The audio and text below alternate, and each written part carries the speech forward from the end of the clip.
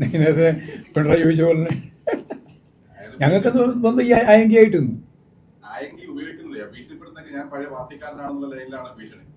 അത് ഇടാൻ പറ്റുന്ന ഭരണകൂട സംവിധാനം ഇല്ലെങ്കിൽ പിന്നെ വേറെ പറഞ്ഞിട്ട് കാര്യമില്ല.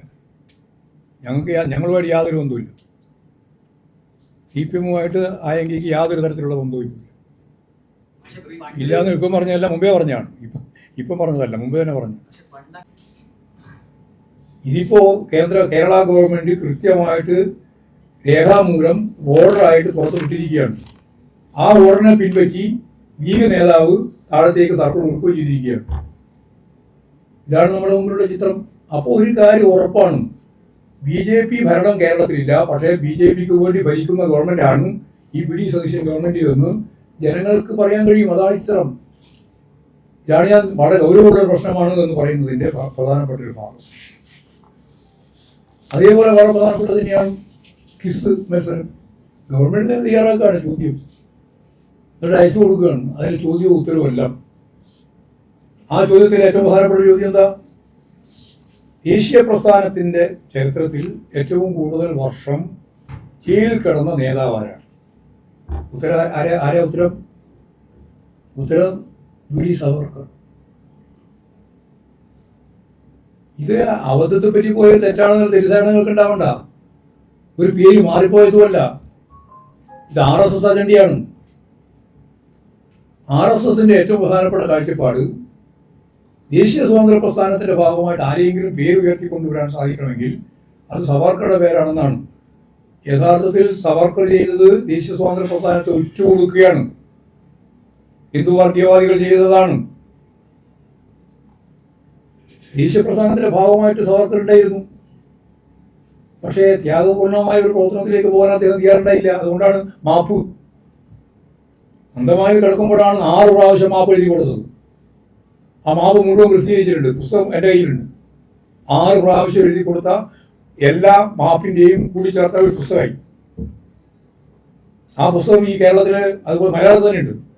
ഈ 6 മാപ്പ് എഴുതി കൊടുത്ത കത്തിൻ്റെയും മലയാളത്തിലുള്ള കോപ്പി.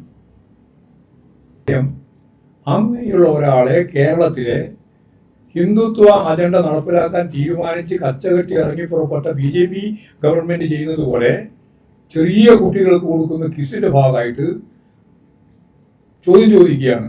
സ്വാതന്ത്ര്യ പ്രസ്ഥാനത്തിന്റെ ഭാഗമായിട്ട് ഏറ്റവും കൂടുതൽ കാലം ജയിലിൽ കിടന്ന നേതാവ് ആരാണ്?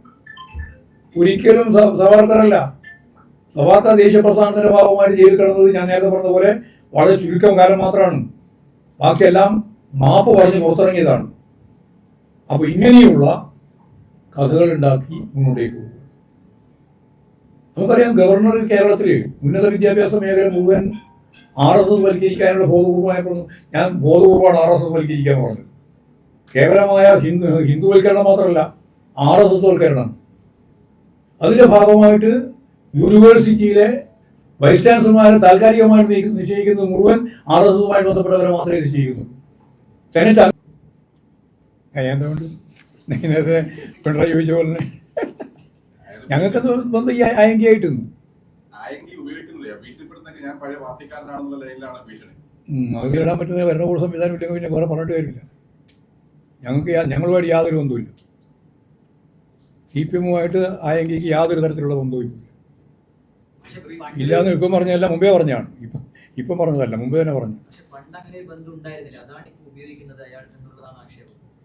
അത് അങ്ങനെയാണ്, ഭയങ്കര ആക്ഷേപമായിരിക്കും അത് ഉന്നയിച്ചത് മനു തോമസ് ആണ്. മനു തോമസ് ആണ് അങ്ങനെ ഒരു ആരോപണം ഉയർത്തിയത്. ശരി, മതിയാക്കാം. വലിയ ആവശ്യമില്ല. കാമ്പില്ലാത്ത കാര്യം പറഞ്ഞിട്ട് നമ്മൾ വളരെ സീരിയസ് ആയ ഒരു പ്രശ്നത്തിൻ്റെ ഒന്നും പിരിയണ്ട.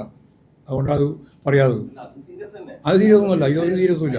ഇതിനകത്തൊരു സീരിയസും ഇല്ല. ഇവൻ്റെ ഈ കാര്യത്തിൽ എന്ത് സീരിയസ് വന്നിരിക്കുന്നു? ക്രിമിനലായിട്ട് നടക്കുന്ന ചില ആളുകൾ നടത്തിക്കൊണ്ടിരിക്കുന്ന ഈ പ്രചാരണ പ്രവർത്തനത്തിൽ ഞങ്ങൾ ഇതിന് പറയണം CPM ഇല്ല. വരുന്ന ചോദിക്കാനുണ്ടോ?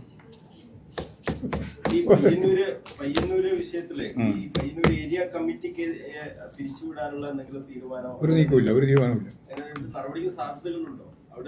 അങ്ങനെ പറയുന്നതിൽ എന്തെങ്കിലും അർത്ഥമുണ്ടോ? ഇപ്പോൾ ഉണ്ടോ? നിങ്ങൾ ചില മാധ്യമങ്ങൾ കൊടുത്തല്ലോ, പിരിച്ചുവിട്ടു, അടുത്ത കമ്മിറ്റി പിരിച്ചുവിട്ടു, പുതിയ ആളെ സെക്രട്ടറി ആക്കിയവരെ കൊടുത്തില്ലേ? ശുദ്ധ അസംബന്ധം എഴുന്നള്ളിക്കുന്നതിന് ആരാ ഉത്തരവാദി? ഈ ടൗണിൽ